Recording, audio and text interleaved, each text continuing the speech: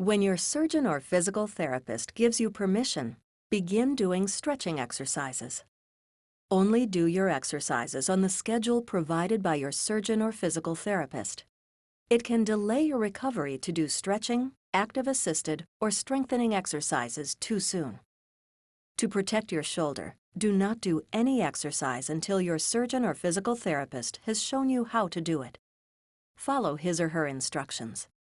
Do not move your healing arm any farther than he or she tells you to move it. Do your exercises slowly and gently.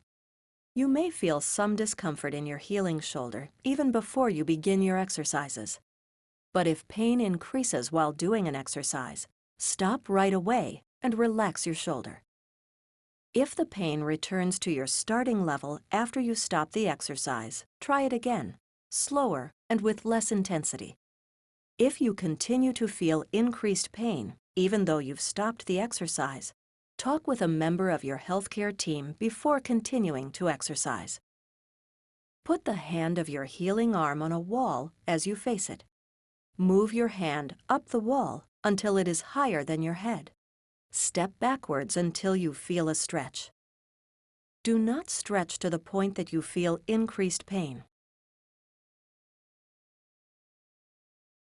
Next, stand with your palm against a door frame with your elbow bent, as if shaking hands. Keep your elbow close to your body.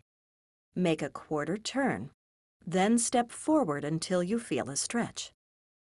Do not stretch to the point that you feel increased pain.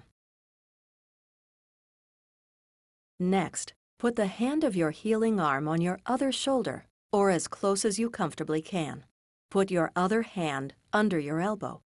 Push up and out gently to move the hand of your healing arm farther back, as if scratching behind your shoulder. Faithfully doing your stretching exercises is an important step in regaining motion in your shoulder.